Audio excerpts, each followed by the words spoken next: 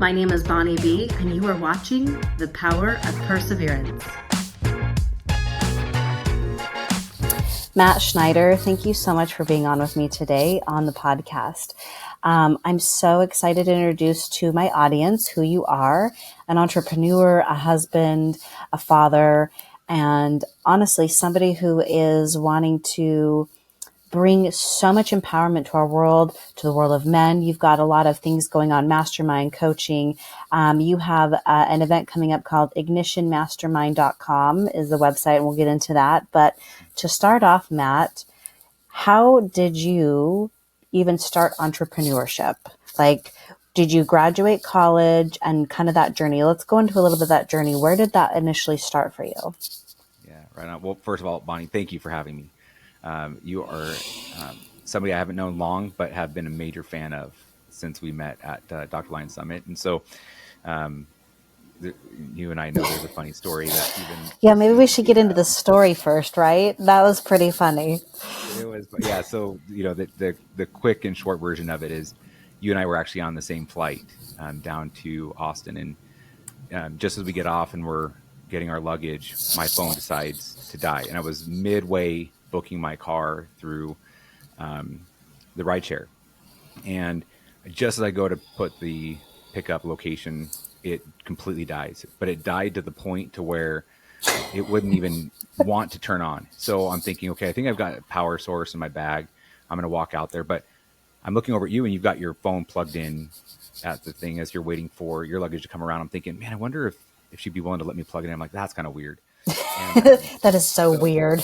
Yeah, so we start. But I mean, obviously, you needed the power. You were standing there powering yourself up, right? So we decided I decided to walk out to the rideshare area, and I'm going to think, well, maybe I can get on my iPad or I can get my phone to fire up. And so we're walking out, and you're just ahead of me.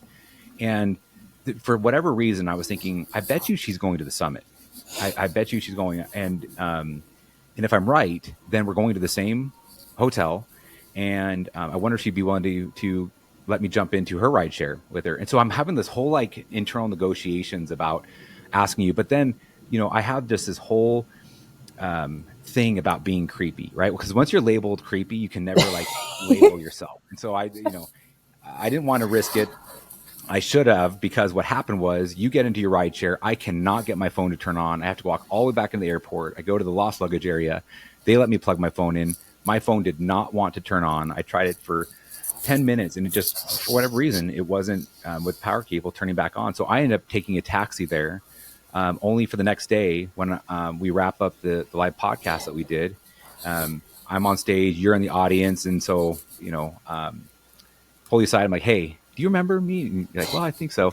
And had this whole conversation, but sure enough, my intuition was right. You were going to the summit. And you know, you're like, of course I would have let you have jumped in. You should have asked, and I should have asked because I had to drive in a gross taxi. You were in a gross taxi. The best part was I was sitting in the audience looking at the Gabrielle Lyons podcast, and all the people were circled around, and you were the one person I couldn't see sitting in the group. So I was like, oh, you were on stage? And you're like, yes. Didn't you hear me talking? I'm like, well, I could hear you talking, but I couldn't see your face. And then... Yeah, I was on it. Like it was just so funny because, and then at the airport, it was like you wanted to ask, but I was on a mission. I had to get somewhere. But I think those just create opportunities for us. Like those thoughts that come in for me, at least, is, hey, the first one usually I think is inspiration. Then I think our ego tries to readjust and say, no, don't. So how many times do those thoughts come in and we miss opportunities, which... Finishing up the weekend, here we go. I get home for like literally a day. My flight almost gets canceled. Then I'm flying out again to another event. I happen to run into you at the Utah airport in Salt Lake City as you're flying home. And then the timing of that, because I almost changed my flight for that. So if all of those synchronicities hadn't come, I wouldn't have seen you at the airport three times, because then I went to my flight, walked back the other way, ran into you, and then I'm getting on my flight and there you are. So that's when it's like, okay, we have to talk. We have to hear about all the big things you're doing. and just see what is going on with the universe getting us to have conversations. So there That's you right. go, guys. There's a long explanation, which is just, you can't not give details, right? It's just Yeah, too it's fun. too fun. Yeah, totally. All right. So with you being part of the Gabrielle Lyons event, you are there and you shared your incredible story about the things you persevered to be where you are today. So the first question I want to start out with is, what brought you onto this path initially? Yeah. So I consider myself an accidental entrepreneur. Prior to becoming an entrepreneur and a business owner, I was in law enforcement. I had been for 10 years. I was a SWAT operator for 5 of those, U.S. Marshals, Fugitive team for a couple, undercover narcotics for a year and a half. A fun fact about myself that always raises eyebrows, which, by the way, Bonnie, yours are on point today, Thank you. is Thank you. you're welcome. I have actually made methamphetamine from scratch twice and had a 98% purity rate to it, which I'm very proud of. Wow, But Breaking Bad here. We've got Breaking Bad in here, okay? yeah, exactly. So I was actually in Quantico, Virginia, at the DEA Clan Lab School where we were doing some tactical stuff, and in order for us to be able to testify as experts when we were going into any kind of labs, because there's a lot of ingredients that you can buy off of the shelf. We went through the process of making it from scratch using all of the normal type of ingredients, which, by the way, is just, it's mind boggling how people can put that in their bodies and not just immediately kill over. But yeah, twice I've made methamphetamine from scratch. But did that for 10 years, then had just an opportunity kind of present itself for me to become an entrepreneur. So I jumped in. Initially, I jumped in kind of 1 foot in, 1 foot out, meaning I stayed on with the sheriff's office while being an entrepreneur, but quickly found that, in anything in life, if you're doing it with 1 foot in, 1 foot out, and you're only partially committed, neither things thrive. And so I knew I needed to go all in on the business, and that was in 2014. And just going through the normal paces of starting a business and completely changing course on the professional front. Went through a series of hardships, and what I shared on stage at Dr. Lyons' event was that it really took a toll, and mentally, emotionally, physically. Our marriage was really on the rocks. I came from a background where I experienced many failed relationships and was a byproduct of that with my childhood. And so I made a commitment early on. I didn't know who I'd be married to. I didn't know, how many kids I'd have, but I did know that I did not want to repeat that cycle. And so when we were really in the throes of the hardship, because of just how challenging it is to be an entrepreneur, we were really kind of circling the toilet bowl in that relationship. But I knew something had got to change.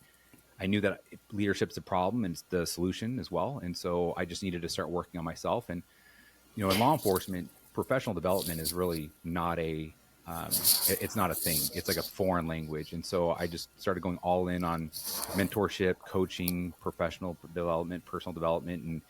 And that became the catalyst for uh, everything to change in the most incredible ways. You know, I would like you to kind of expand on this a little bit, because I think this is something in our society that we're conditioned to think that, oh, personal development is Tony Robbins. Oh, personal development is everything, but it's everything. Meaning, personal develop isn't just reading a book and being motivated as an entrepreneur. It's a mental development. It's an emotional development. It's a physical development. And of those three, we think it's only about the mental part and the persevering of these things hard.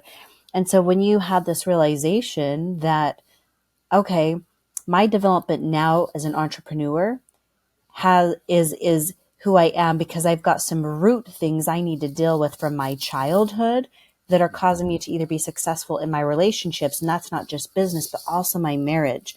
Where do I need to address these things? Where do I need to develop? Or in other words, development for me, and I think other people can relate, heal.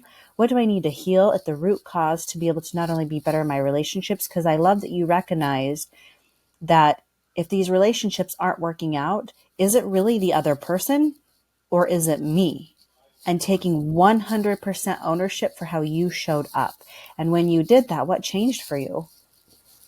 Yeah, so I mean, personal development, professional development to me is really just this realization that that that internal knowledge that we have, that we're meant for more, that we're capable of more, that we can achieve more, and that there's more that we can provide to ourselves, to our families, to our teams, our businesses, our futures. That's real. Like, we really are capable of achieving amazing, incredible things. And in so many cases, we're the barrier. Like, we are the reasons why we're not achieving it, not other people. I mean, we live in the greatest country in the world, and the possibility is there if we're willing to do the work consistently over time that's required in order to achieve greatness. And so just this realization that wherever I'm at today, tomorrow can be better, and I can be better today than I was yesterday. And if I'm willing to do the work today, I can be better tomorrow. And that never ends. There's never a point where we arrive. And so when I really grasped onto that and took ownership of that path, what it essentially started to pave the way for was for me to ensure that I was evaluating whether or not I was consistently sitting in the driver's seat of my own life, or if I was allowing other people to sit in the driver's seat. And I refused to allow other people to sit in that driver's seat. I refused to allow anybody else to author the destiny for myself or family. But you don't know what you don't know, right? So Jocko talks about how discipline equals freedom. Well, that's true, but only if first you know what to do.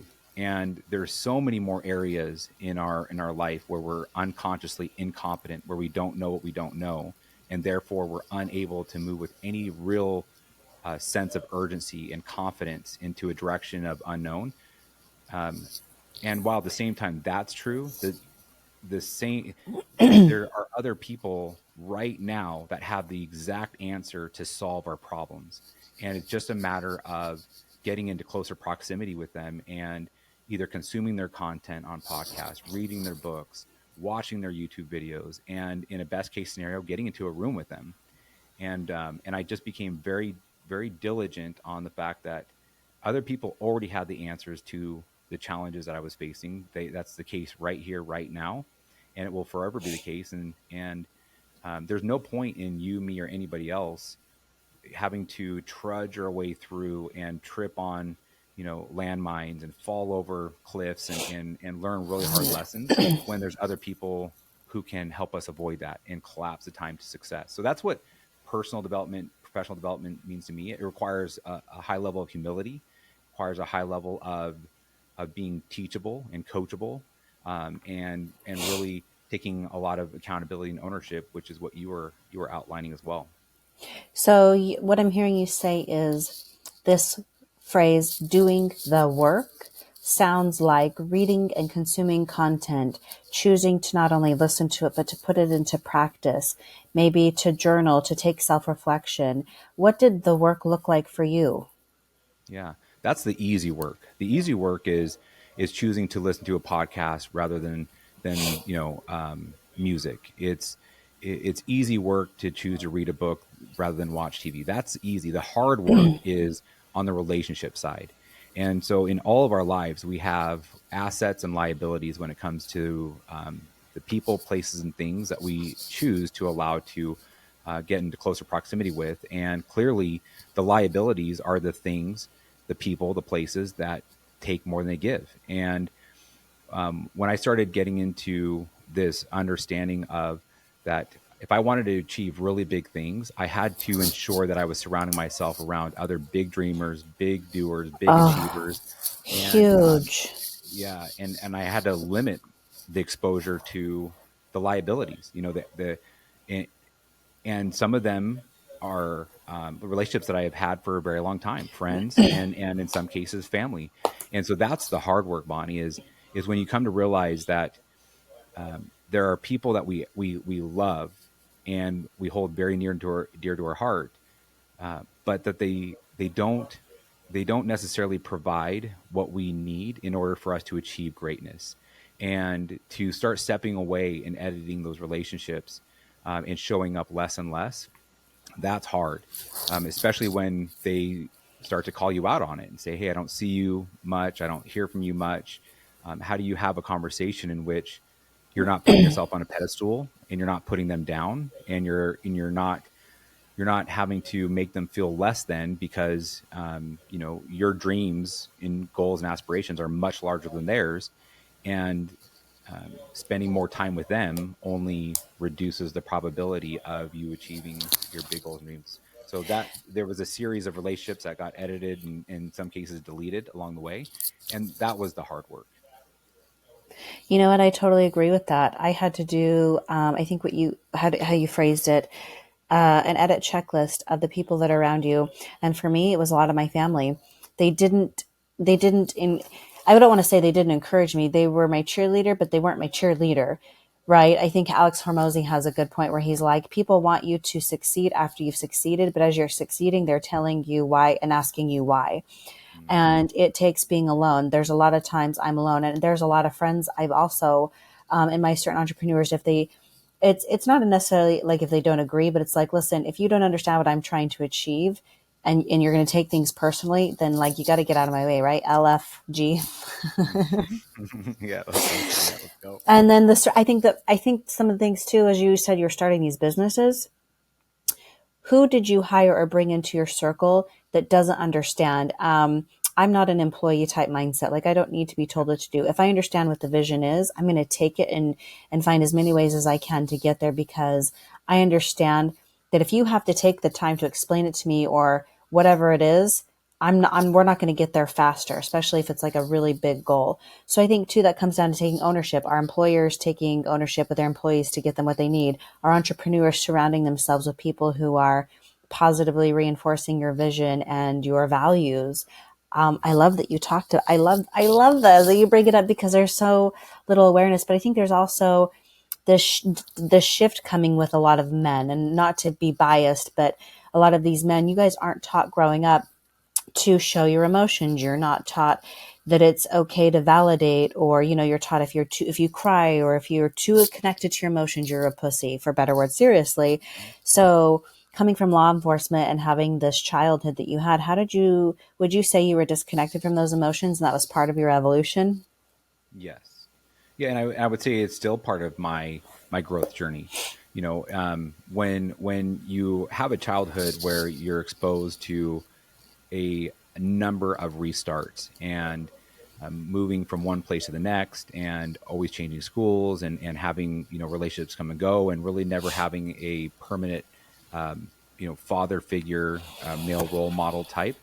There's a lot of things that are missing from that that process of understanding what a healthy relationship looks like. What is it? What is a healthy You didn't relationship have it between a mirrored. parent and a child, and between husband and wife, and so as a result, I developed a personality to where I am able to easily disconnect, and I'm able to easily withdraw, and while that is a benefit in some areas, it's obviously an area that can get me into trouble if I'm not very aware of it, right? And I truly believe, Bonnie, that we're able to frame what happens to us in life because we all experience trauma, we all experience loss, we all experience hardships, but how we frame it really, really matters. And we can either choose to allow our past self to define our current self, or we can choose to allow our current self to define our past self. And so I've always taken the position that my current self will define my past self, and I will choose to look at the things that I was exposed to as a child and my upbringing and find the superpowers from within. And so, when it comes to my personality, I have a very kind of stoic personality. It's very hard to get me my feathers ruffled and to get me to be somebody who will act out of emotion.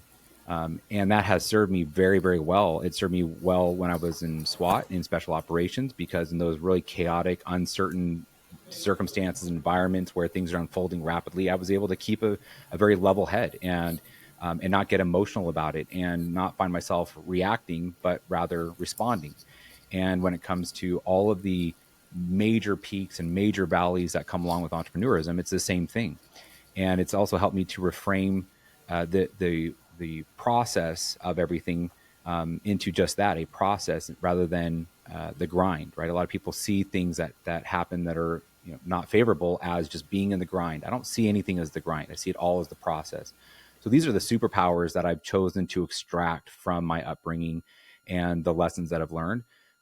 I just have to continue to make sure that when it comes to my ability to disconnect, because I learned how to self-soothe, I learned how to self-validate. I don't need external validation.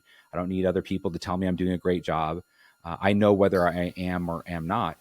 Did And this as come a from like husband and a father, therapy? Did this come from like therapy? I'm cutting you off, but I wanted to just yeah, you to hit on that. Is this like a therapy? Is this like a healing? Like, how did you come to these resources and finding them? I think I just learned a lot about what I did not want my relationships to look like based on what I was exposed to, right? There's so many lessons that are taught and then so many others that are caught. And the many lessons that I caught by way of the environmental exposure that I was brought up in was not wanting to repeat what I was experiencing. So really learning a lot of things to do based on doing the opposite or committing to do the opposite. And one of my core values, Bonnie, is to burn the ships, right? And to, in everything that I do, no matter what it is, to go all in and have this victory or death mindset, and to never commit to doing anything that either I know I can't commit to, or I'm unable to commit to, or unwilling to commit to. And so whatever it is that I'm committing to, I'm going all in.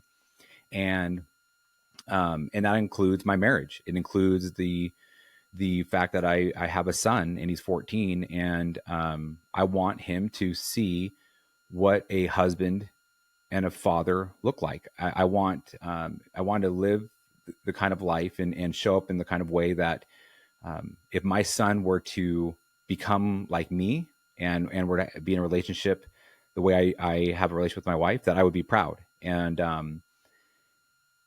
so I use those as kind of my reference points, because it's not, it hasn't been too terribly long to where I have been surrounding myself around others who have been really good examples. And it's only been, you know, the past, you know, 7 or 8 years that's happened. But I've done my fair share of therapy, and that's really helped. But it's been really taking just extreme ownership over my life and my role within my family, and the future that I'm committed for us to have.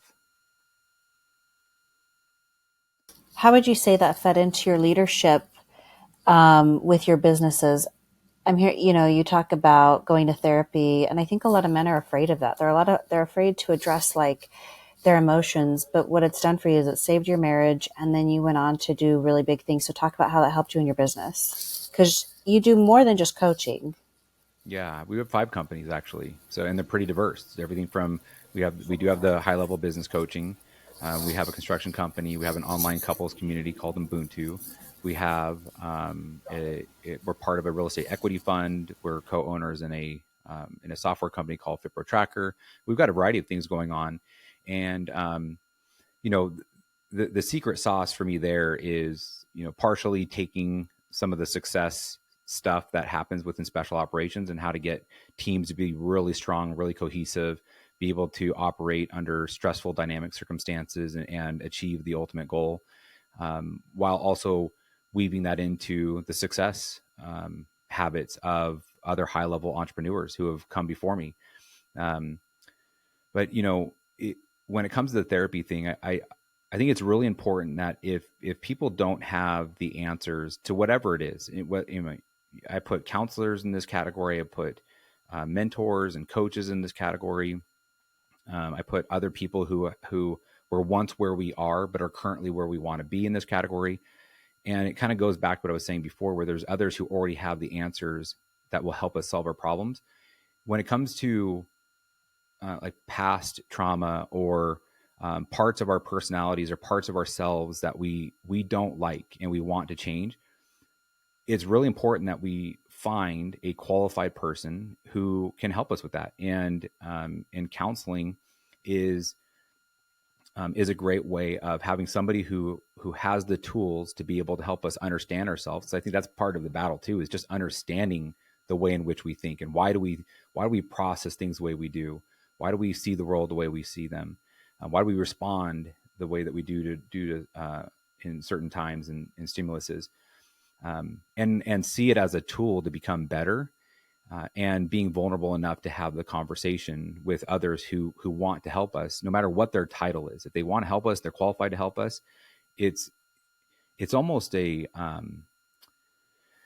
I see it as like an obligation that we have to ourselves and to our futures, to our stakeholders and families, to overcome the things that are holding us back, or the things that are taking part in us achieving less than what we're capable of. You know, I, as I'm listening to you talk about this counseling and the therapy, I've just observed, from my own past traumas, the steps I took to get counseling and therapy and to obtain these tools. And in that, people who didn't think therapy was valued told me I was an overthinker, or there's this stigma that it's like there's something wrong with you. But I like that you again reaffirmed we all have trauma. We've all had something, and we weren't born with a manual to know like what it means. And so part of stopping the overthinking, I guess you could say, would getting these tools to understand yourself. And what I have found for me personally, maybe this is true for you, as I clear the old transactions of my past out, my brain capacity and speed to be able to manage and maneuver and to be able to visualize and steer me in a direction of my optimal future becomes so much more clearer. And when that clicked for me, that I went, oh my gosh, the more I heal, the more abundance I have coming in my life, the more opportunities I have coming in my life. And it was just cool. It was like this Tetris of Matrix that just the pieces started to click together. And it was like it becomes something you crave. All right, how do I heal this? You do, sound baths, you do cold plunges, you do, bike rides, you do hikes, you do whatever it is to help you heal. But as you're going through all of this, was there a moment where you're like, you doubted if it was working and if you were really could overcome this mental battle you had going on? Yeah, I know we all deal with that internal critic, and in fact, at that summit, I met a gal there. Her name Jill, and called her Sassy Pants, and just a hilarious gal. But she called that internal critic the bad roommate, because we've all had a bad roommate, but we all deal with that voice inside of our head where that voice says you're not capable of it. You're not going to thrive. You're going to fail. What's the point? And that internal voice does a wonderful job at doing its very best to talk us out of doing the things that are really in our best interest. And it becomes a very necessary thing to identify when that voice is speaking, and that voice does not have our best interests in mind, and to rid ourselves from it, right? And know that bad roommate is wanting to stand in the way of success. And what you're talking about with the dealing with your past, and in doing so, it allows for you to start tapping into abundance. The more open loops that we have, and the more things that are there, that we know are there, that we've tried to box up and just kind of bury into the deep, dark parts of our psyche, only to hoping to never see them again, but they always seem to reappear along the way. If we don't deal with those things, and also don't recognize the fact that there's a lot within our subconscious too that we're not even aware of, that's buried, that has a real way of preventing us from living a life of abundance and really tapping into that full potential. And what people do for therapy, you mentioned the biking and the hiking and the cold plunges and all these things.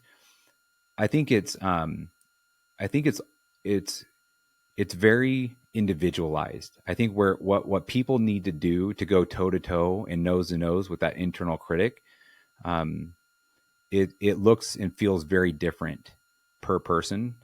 the universal truth though is that we all have that critic, and that critic must be silenced. And if it's not, it will stand in the way of you achieving greatness, and you will feel that sense of like frustration because your current circumstances do not reflect the reality that you know you should have and that you're capable of achieving.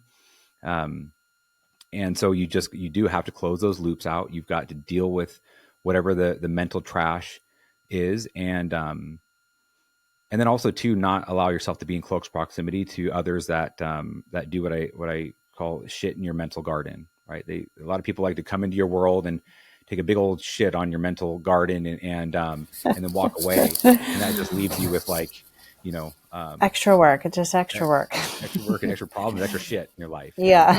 And it's not healthy. So it's that critic is both internal and external. You got to be careful that you don't let it dictate, what you don't let it thrive because it doesn't have your best interest in mind. And you bring all of this. So when somebody wants to hire you as a coach, what are the things that they will get from you when doing that? Yeah. So, I mean, my specialty is really within organizational operating systems, building strong, cohesive teams, and on systems and processes for scalability within the company. So when I'm engaging with clients, and most of my clients are actually in the medical type space. If there's one thing where the medical industry has been failed by, those at least that are entrepreneurs, if they've been failed by the education system, it's because they get virtually no education in business acumen, right? Their business acumen is quite low.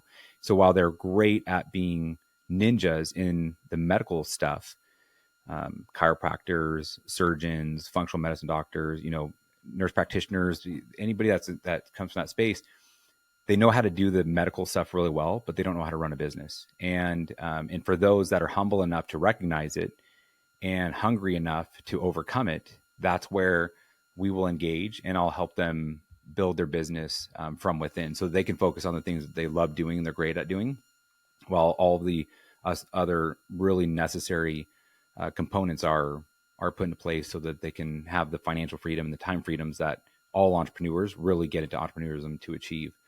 So it's a variety of things, but those are where we focus and have excuse me like really great success. Tell us about the event you have coming up in July and how people can participate. Look at you giving me all these opportunities to pitch. I love it. Well, here's the thing. This podcast is about me, clearly, but not really. I do this podcast because people's stories not only inspire me, but you inspire other people. Okay, so let's hear somebody wants to get into the coaching business and they're thinking, well, how do I even do that? And then when I do it, this is so scary. How do I even sell myself as a coach? Because like you said, when I owned my gym, we would have personal trainers come in who wanted to be independent trainers, but they didn't know anything about business. And that's what my business partner and I did really well together is he was able to manage the needs as far as like finding the equipment and things like that. And I really helped with like the scaling of the business side. All right. How do you market yourself? How do you take payment and the structural things, right? An operator. So when you can give somebody who already knows their skills well and show them how to grow their business, now you have this holistic, complete plan. And we need more of that, right? Like you said, you might be a fantastic doctor, but it doesn't mean you know how to run a business. So yes, I am going to give you chances because I think you have so much to offer, and I want the right people to find you and to connect with you because, I feel like you're doing a lot of amazing things with, couples. You're doing a lot of things to bring awareness about how your marriage can be even better. And I think that's part of this event coming up too, right? Is it's a mastermind, but with your partner. Yeah. It's a couples community. So Ubuntu is an African proverb meaning I am because we are. And we launched this community last July at our Ignite Your Life Experience event in Boise, Idaho. And it's just been incredible. There's a lot of masterminds out there. There's a lot of opportunities for people to go and do things one-on-one. And if there's going to be a healthy relationship, you've got to grow together, right? And one of the dangerous things that happens in the personal development world is one person is consuming the content and podcast. They're the ones doing the reading the books. They're the ones going to the conferences and developing relationships, but the other side isn't. And what happens unintentionally a lot of times is this gap that starts to be created. You And grow apart. yeah, you just it's kind of like you start to see the relationship as a liability, because now the person that you're in a relationship with, they're not thinking as big as you are, they're not dreaming as big as you are, and that becomes a real source of frustration and conflict. And it's completely avoidable. And the way you avoid it is to do things together. And so when we were looking at ways of doing that as a couple to elevate in our health, wealth, and relationships, we weren't finding any kind of couples type masterminds where it was very intentional about growing as a man, as a husband, as a father, while at the same time my wife can grow as a wife and a mother, and then having options and sources where we could grow together in our relationships. And so Ubuntu is it's an online community where we also have in-person events and things. And our next big one is in July, and again, it's in Boise, Idaho. It's a 2-day event, July 19th and 20th. And on the 19th, that's our VIP day. We go whitewater rafting down Idaho's famous Payette River. We have a private VIP mixer at a good friend, the Diamond Girls Diamond Shop, and they bring in millions and millions of dollars of all this really amazing jewelry for the guests. And then the next day we have a workout with Ray Cash Care, who's a Navy SEAL. And we have, following that, an incredible mastermind. And then this year we're doing what's called the Pledge for the Plunge. And it's a charity for the St. Luke's Children's Cancer Institute. And we have a goal of donating $100,000 to this Cancer Institute, because they're a 501c3. They are a nonprofit. They rely solely on donations to be able to help these kids battling cancer. And so we're going to build the world's largest ice bath. We're going to get, our goal is to get 500 people in simultaneously, break a world record, and generate a ton of cash, where every penny of it goes to this charity. We have some incredible speakers. We've got Lindsay Schwartz, we have Ray Cash Care, we have Jen Gottlieb, Dr. Gabrielle Lyon, Tim Kennedy, myself. We've got a couple of panels that'll be going on at the same time. And it's a really cool event. It's a really cool opportunity for couples to come and learn together. Our 3 pillars that health, wealth, and relationships are really focused on. And it adds like this rocket fuel onto what they're doing, and puts them in rooms with really amazing other people that have also big dreams and goals and aspirations, and are focused on doing it as a couple, so that their families get stronger and better as a result. So it's a pretty amazing community and event. I think you're just reaffirming that everybody can have it all. The idea that if you're successful in business, your marriage suffers. I think that is what you're proving, is that you really can have an incredibly healthy marriage as well as a very wealthy business and grow as a person. And my biggest take from this podcast being clearly about me was, if I'm just being a little bit vulnerable here, in my, I can only speak from my experiences, but you really want to be with somebody who not only is consuming the material, but putting it into play. And if you don't have the partner or a spouse that is on that same level, how quickly things can turn, and then making those decisions, right, if it comes to that. And for me personally, that's where I got to, and I wish I'd had more of these resources, more of these conversations. What that could have done for not that a divorce, you want to encourage divorce, but people to have the conversation so that doesn't lead to a divorce, more conscious coupling, dividing or staying together. So thank you for putting this on and having the conversations and sharing your story. This is only one of many to come, I hope, because just the introduction of what you've brought the awareness to is exciting. So if anybody would like to work with Matt, I'll put his links, and you can find him on your website. What's the preferred website for them to find you for coaching?